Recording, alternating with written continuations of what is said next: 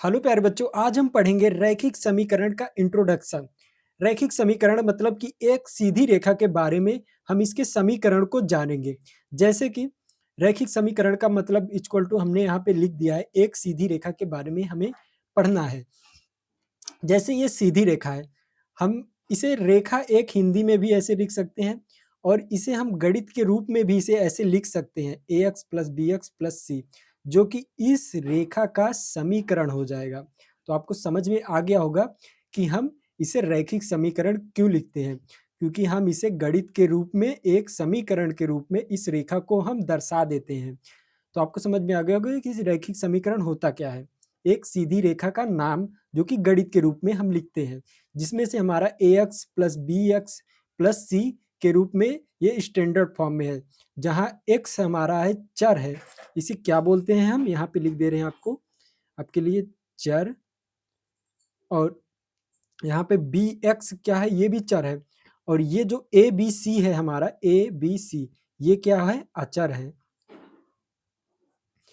जिसे हम इंग्लिश में एक्स को वेरिएबल, चर को मतलब वेरिएबल बोलते हैं और अचर को कांस्टेंट बोलते हैं। तो आपको समझ में आ गया होगा। तो चलिए हम इसे एक रियल लाइफ एग्जांपल से इसका हम ट्राई कर लेते हैं कि हम कहाँ पे इसे अप्लाई करेंगे। हम सीख तो रहे हैं लेकिन कहाँ पे अप्लाई करेंगे।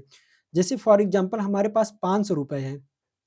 अब हमें एक पार्टी के लिए, हमें एक ग्रुप पार्टी के लिए हमें एक समोसा लाना है और उसमें कोल्ड ड्रिंक भी लाना है, जिसमें एक समोसे का प्राइस यहाँ पे 10 रुपए दिया है और एक कोल्ड ड्रिंक का प्राइस 20 रुपए दिया है।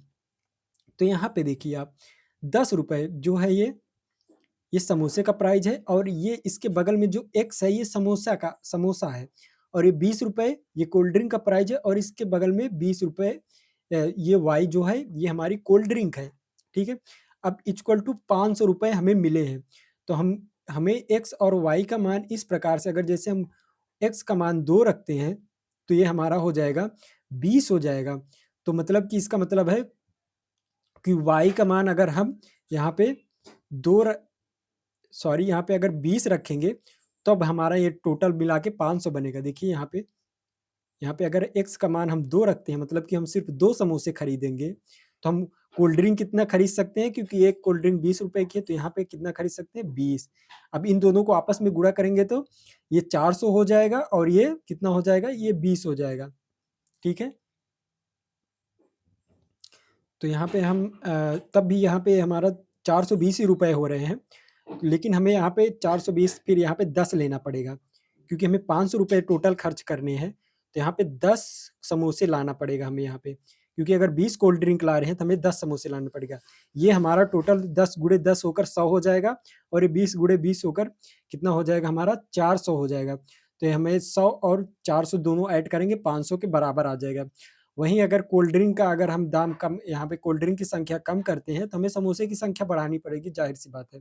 तो इस प्रकार से हम इसे यूज कर सकते हैं अपने रियल लाइफ एग्जाम्पल में।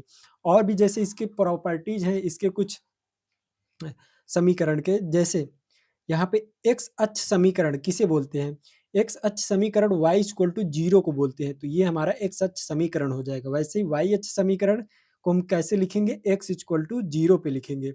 और यहाँ पे देखिए हमारा एक्स अक्ष और ये एक्स अक्ष और ये y अक्ष है, जहाँ पे हमारा y इक्वल टू 0 होगा, तो इसकी लाइन हम ग्राफ में इस प्रकार से बनाएंगे।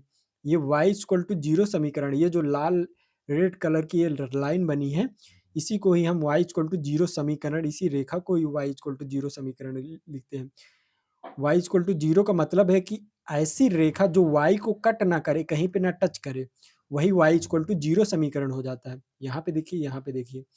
और वैसे ही x अक्ष समीकरण मतलब x इक्वल टू 0, जहाँ पे x को कोई भी रेखा, हमारी जो लाइन हम खिंचाएंगे इस कार्तीय तल पर, कहीं भी x को हमें ना कट करनी चाहिए ना टच करनी चाहिए, वही x इक्वल टू 0 समीकरण इसका हो जाएगा। ठीक है। तो यहाँ पे ये जितनी लाइन है, इसको हम किस प्रकार से लिखेंगे, x इक्वल टू 0 इसका नाम देंगे इस लाइन को, जो कि x एच को ना टच करे ना कट करे। वैसे यहाँ पे है y equal to m x, y equal to m x, ये भी हमारा एक गणित का समीकरण, सीधी रेखा का ही समीकरण है, सीधी रेखा का ही नाम है। जहाँ पे ये रेखा हमारे जो कार्तीय तल है हमारा, वहाँ पे ये हमारे ओरिजिन से होकर गुजरती है, मूल बिंदु जिसे बोलते हैं। तो मूल बिंदु से होकर ये रेखा गुजरती है। ये रेखा ये भी हो सकती है, इसका नाम हो जाएगा y equal to m x, हम इस रेखा का नाम रख सकते हैं।